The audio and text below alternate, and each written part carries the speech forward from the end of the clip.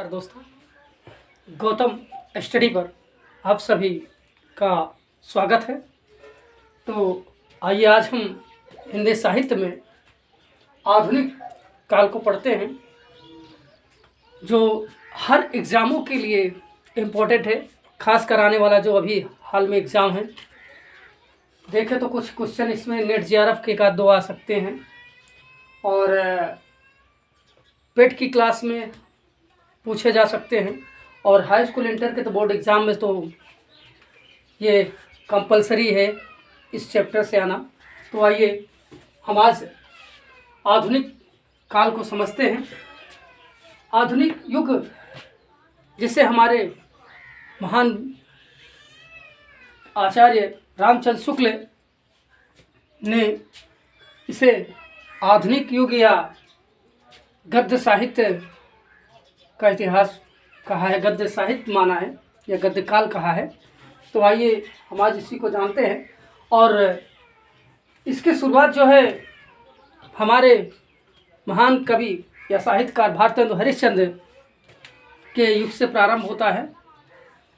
कुछ लोगों ने इसे जो है हमारे भारतीय क्रांति आंदोलन जो कहें स्वतंत्रता संग्राम के समय से लिए हैं, जो 1857 की क्रांति से है। तो आइए आज हम इस आधुनिक युग को तथा आधुनिक काल को, या कहें तो पुनर्जागरण को, या कहें तो गद्य काल को विशेष रूप से जानते हैं। आइए, तो गद्य काल को मुख्य रूप से, या कहे तो आधुनिक काल को भारतेंदु युग पुनर्जागरण के नाम से जाना जाता है। अगर देखें तो हिंदी साहित्य में आधुनिक नाम सर्वप्रथम आचार्य रामचंद्र शुक्ल के द्वारा ही इसको दिया गया है।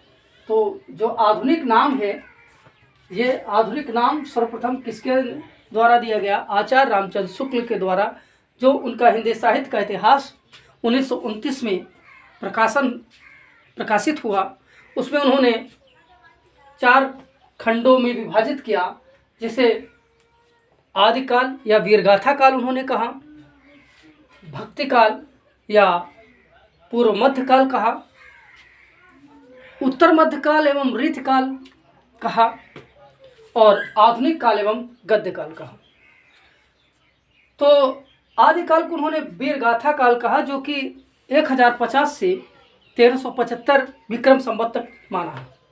उसके बाद पूर्व मध्य काल को उन्होंने 1375 से 1700 विक्रम संवत तक माना है, जिसे भक्ति काल कहा जाता है। उसके बाद उत्तर मध्य काल अर्थात रीत काल को उन्होंने 1700 से 1900 माना है। उसके बाद आधुनिक काल को 1900 से अब तक जो है आधुनिक काल या गद्य काल को माना है। उसी गद्य काल में डॉक्टर नगेंद्र ने कई पार्ट डिवाइड किए हैं, जैसे भारतेंदु युग या कहे पुनर्जागरण युग, जिसे हम उत्तर आधुनिक काल कहते हैं, ठीक है। उसके बाद छायावाद युग, द्विवेदी युग, छायावाद उत्तर युग, फिर उसके बाद शुक्ल युग, प्रेमचंद युग, प्रगतिवाद, प्रयोगवाद, नई कविता, साठोत्तरी, ऐसे करके डॉक्टर नागेंद्र ने कई भाग में आधुनिक काल को डिवाइड किया है, ठीक है। तो आइए हम विस्तार रूप से पढ़ते हैं। तो हिंदी साहित्य में आधुनिक काल नाम सर्वप्रथम आचार्य रामचंद्र शुक्ल द्वारा दिया गया। उसके बाद आधुनिक काल का आरंभ कहें तो इनकी मान्यताएं, आरंभिक मान्यताएं क्या हैं? तो जैसे कि 1850 भारतेंदु जी का जन्म माना जाता है।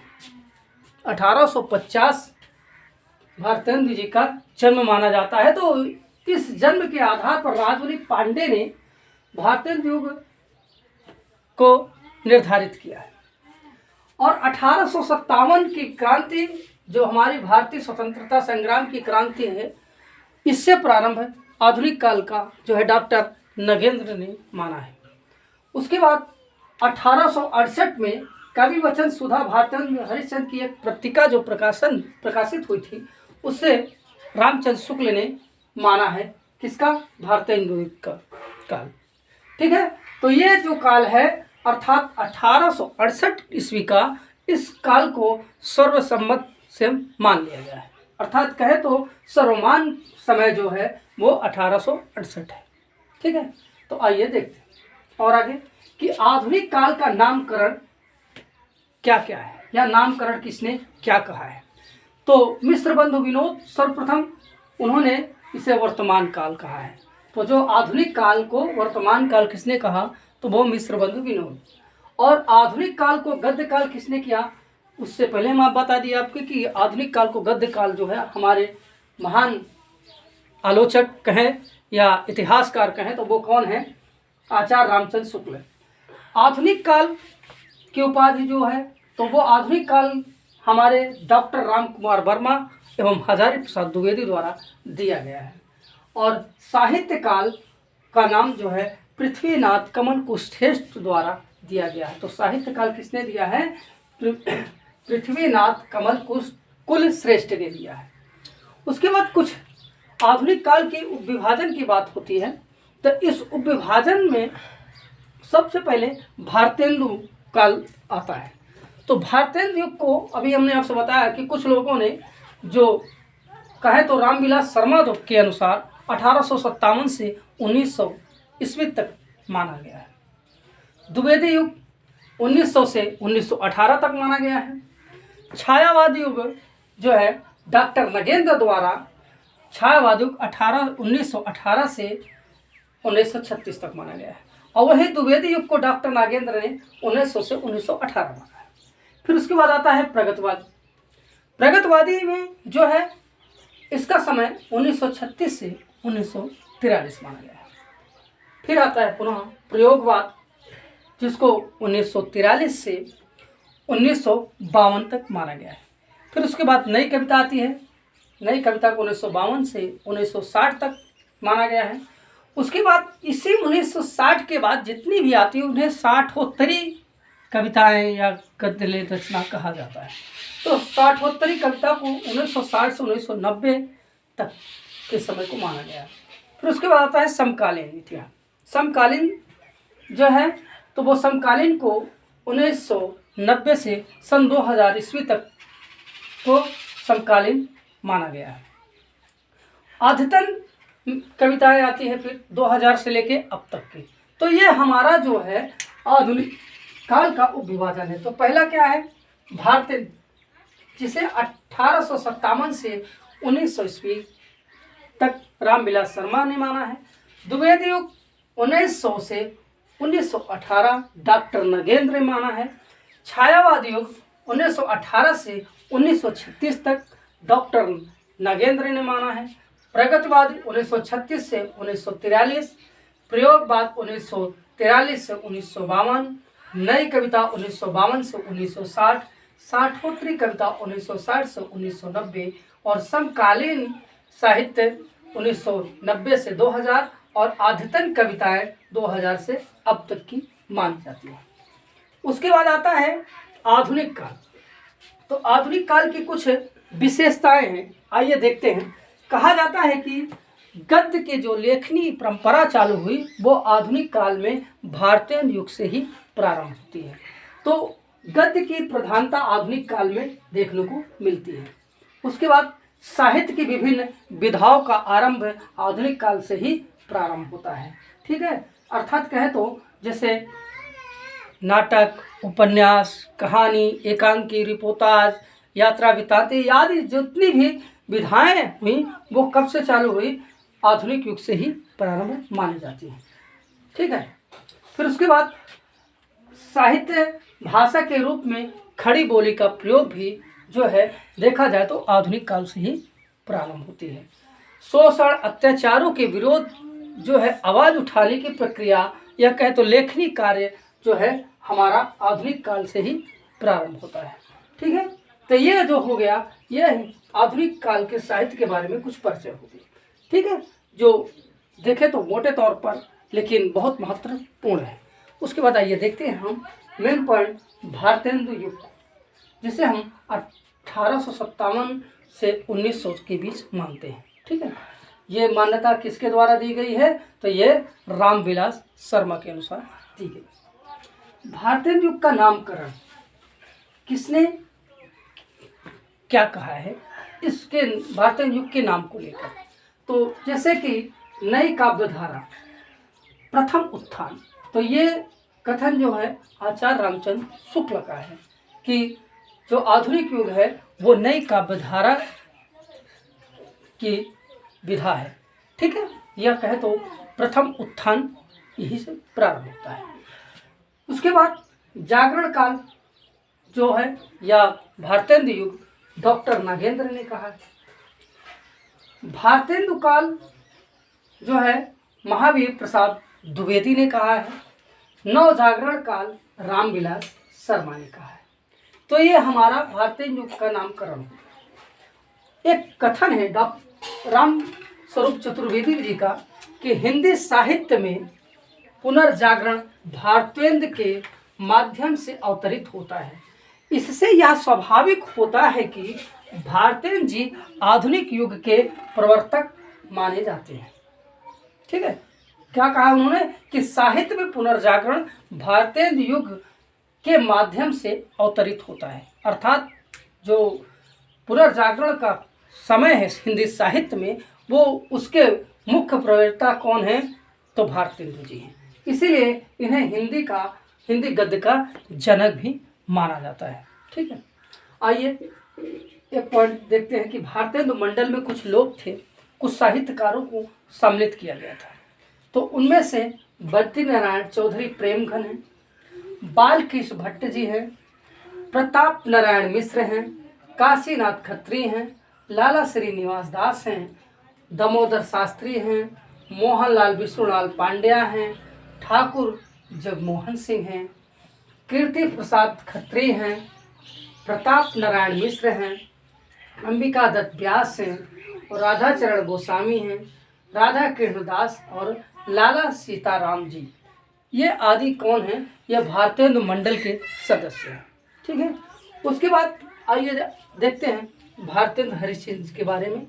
हम इन सबको विस्तार रूप से बारी बारी करके पढ़ेंगे। तो पहले हम भारतेंदु के बारे में जानते हैं, फिर उनके बाद उनके मंडल में आने वाले जितने भी साहित्यकार हैं उनके बारे में हम विस्तार से पढ़ेंगे। फिर इसके बाद हम द्विवेदी युग को पढ़ेंगे, फिर छायावाद, ऐसे करके हम इसे विस्तार रूप से पढ़ेंगे। ठीक है, तो आई होप आपको क्लास कैसे लगेगी आप लोग ज़रूर बताइएगा कमेंट में। ठीक है, अगर कमेंट में आप लोग डिमांड करेंगे अच्छे परफॉर्मेंस के लिए, हमें हमारा उत्साह बढ़ाएंगे, तो हम अक्सर इससे अच्छी से अच्छी वीडियो प्रोवाइड करने की कोशिश करेंगे। तो आइए देखते हैं भारतेंदु हरिश्चंद्र। जन्म 9 सितंबर 1850 को काशी में हुआ था और उसके बाद इनका निधन 25 जनवरी 1885 में हुआ था। कहा जाता है कि भारतेंदु हरिश्चंद्र बचपन से ही काफ़ी योग्य और निपुण थे। इन्होंने 16 साल की उम्र से ही रचनाएं और कविताएं करना प्रारंभ कर दी थी। ठीक है, इनके पिता का नाम था गोपाल चंद गिरधर दास के नाम से ये रचना करते थे। आपने सुना होगा नहुस हिंदी का सर्वप्रथम नाटक जिसे माना जाता है, तो वो इन्हीं के द्वारा लिखा गया है। किनके द्वारा? गोपाल चंद्र और फिर गिरधर दास के द्वारा। माता का नाम इनके पार्वती था, पत्नी का नाम मन्ना देवी था और इनका जो उपनाम था वो रसा था, रसा। ठीक है, तो उपनाम इनका रसा। इनके गुरु जो थे वो राजा शिव प्रसाद सितारे हिंद थे। ठीक है, लोकप्रियता शिखर पर होने के कारण काशी के विद्वानों ने इन्हें हरिश्चंद्र की उपाधि प्रदान की थी। हरिश्चंद्र का मतलब अर्थात भारत का चंद्रमा। ठीक है, तो इन्हें कहा जाता था क्या? भारत का इंदु अर्थात भारत का चंद्रमा। ठीक है, तो इनके देखा जाए तो कुल रचनाएं जो है 175 कुल रचनाएं हैं। ठीक है, तो हम 175 नहीं पढ़ेंगे, जो अक्सर एग्जामों में पूछे जाते हैं उनके बारे में हम पढ़ेंगे। ठीक है, तो पहली बात तो इन्होंने कुछ पत्रिकाओं का भी प्रकाशन किया था जिसमें कवि वचन सुधा है। 1868 में इनकी ये पत्रिका निकली थी। फिर उसके बाद हरिश्चंद्र मैगनीज थी। देखिए, ये हरिश्चंद्र चंद्रिका के नाम से प्रकाशित हुई थी और आचार्य रामचंद्र शुक्ल के बुक में मिलती है कि 8 अंक के बाद जो है इसका नाम हरिश्चंद्र मैगनीज हो गया था। ठीक है, तो ये 1878 ईस्वी में प्रकाशित हुई थी। फिर बाल बोधनी है जो 1874 में हुई थी। काव्य रचनाएं देखा जाए तो इनका प्रेम मालिका है जो 1871 में, प्रेम सरोवर 1873 में, प्रेम माधवी 1875 में, वर्षा विनोद 1880 में, विनय प्रेम पचासा 1880 में, भारत शिक्षा 1881 में, फूलों का गुच्छा 1882 में। तो इनकी ये काव्य रचनाएं होंगी। कविताएं बंदर सभा है, उर्दू का स्यापा है, समधिन मधुमास है, नए ज़माने की मुकरियाँ हैं, प्रातः समिरन है, वर्षा विनोद आदि इनकी कविताएं हैं। भक्तिपरक भी रचनाएं इन्होंने कुछ की हैं भक्ति को लेकर। तो जैसे देखा जाए तो कृष्ण चरित है, तन्मय लीला है, राम लीला है, देवी छंदम लीला है, उत्तरार्ध भक्तमाल है, पुरुषोत्तम पंचक है, श्री सीता बल्लभ है और दान लीला आदि इनकी जो है भक्ति परक रचनाएं। प्रेम परक रचनाएं इनकी कुछ हैं तो वो है जैसे प्रेम मालिका, प्रेम सरोवर, प्रेम आश्री वर्षण, प्रेम फुलवारी, मधु मुकुल, विनय प्रेम पचासा आदि इनकी जो है प्रेम परक रचनाएं हैं। नाटक में देखिए नाटक इन्होंने जब कुछ समय बाद इनके घर वाले बंगाल इनको ले गए थे, भारतीय हरिश्चंद्र को साथ में अपने पिताजी के साथ भी बंगाल गए थे। तो वहाँ पर उन्होंने कुछ नाटकों को देखा। वहाँ नाटकों को देखने के बाद इनके हृदय में एक भाव उठा कि ये हमारे भारतीय साहित्य में इनका अभाव है। ठीक है, कि जो यहाँ पर हो रहा है वो हमारे भारतीय साहित्य की भाषाओं में देखने को नहीं मिल रहा है। तो वहाँ से इनके अंदर एक विचार आया जिससे इन्होंने गद्य साहित्य की रचनाओं का प्रारंभ कर दिया था। तो विद्या सुंदर इनकी नाटक है जो एक अनुदित नाटक है, 1868 में प्रकाशित हुई थी। रत्नावली 1868 ईस्वी में, पाखंड विडंबन 1972 में, धनंजय विजय 1872 में, कर्पूर मंजरी 1875 में, भारत जननी 1877 में और मुद्रा राक्षस 1878 में आदि इनकी जो है नाटक हैं। कुछ मौलिक नाटक हैं जैसे वैदिक हिंसा ना भवती 1873 की इनकी ये मौलिक नाटक है। अंधेर नगरी एक प्रासन नाटक इनका था जो बहुत लोकप्रिय हुआ था। कुछ लोग इसे अधूरा नाटक भी मानते हैं, जिसमें एक भ्रष्ट राजा के बारे में वर्णन है कि अंधेर नगरी चौपट राजा, टके शेर भाजी और टके शेर खाजा। ठीक है, तो ये इनका मौलिक नाटक था जो 1881 में प्रकाशित हुआ था। सत्य हरिश्चंद्र 1875 में इनका नाटक था, मौलिक नाटक। भारत दुर्दशा 1880 में। तो ये इनके नाटक हो गए। विशेष बातें जान लेते हैं थोड़ा से कि ये हिंदी गद्य के जन्मदाता के नाम से जाने जाते हैं। हमने पहले बताया कि ये बंगाल गए थे और बंगाल में इन्होंने कुछ नाटकों को देखा और नाटकों को देखने के से इनके अंदर एक भावना उठी कि हमारा हिंदी साहित्य इससे जो है हिंदी साहित्य हमारा जो है इससे छूटा हुआ है। तो इन्होंने उस समय आते ही प्रारंभिक रूप से इन्होंने गद्य साहित्य में शुरुआत कर दी लिखने से अपने। तो ये हिंदी गद्य के जन्मदाता या कहें तो जनक माने जाते हैं। और विविधता इनकी विधा शैली की प्रेरणा थी, जो इनकी शैलियों में विविधता देखने को मिलती थी।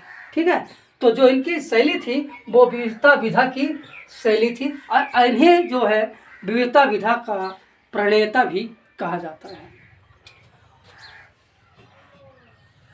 कहें तो वाणी के ये बहुत सरल कवि थे। वाणी को देखा जाए तो भारतेंदु जी जो थे वो बहुत सरल कवि थे। इन्होंने दो ऐसे नाटक थे जिसमें इन्होंने कुछ रोल अदा किया था। जैसे जानकी मंगल में इन्होंने लक्ष्मण का काम किया था, और नील देवी में एक पागल की भूमिका निभाई थी। तो ये हमारे भारतेंदु हरिश्चंद्र के बारे में कुछ संक्षिप्त परिचय या आधुनिक युग के बारे में कुछ विशेष संक्षिप्त बातें जो आपको एग्जाम में सरलता देगी, चाहे जिस क्लास का एग्ज़ाम हो, चाहे जिस तैयारी का एग्ज़ाम हो। तो आई होप आपको यह क्लास कैसे लगी आप लोग कमेंट करके अवश्य बताइएगा। अगर अच्छी लगी होगी तो चैनल को सब्सक्राइब एवं लाइक अवश्य करिएगा, क्योंकि देखिए हम आपके ही डिमांड से अपने आप को अधिक प्रस्तुत करने की कोशिश करते हैं। ठीक है, जो भी कुछ त्रुटियां भी होंगी उसको भी बताएंगे, तो पुनः हम इसका प्रयास करेंगे कि आपके समक्ष अच्छे से अच्छी जो है क्लासों को हम प्रस्तुत करें। तो गौतम स्टडी पर वीडियो देखने के लिए आप सभी का बहुत बहुत धन्यवाद।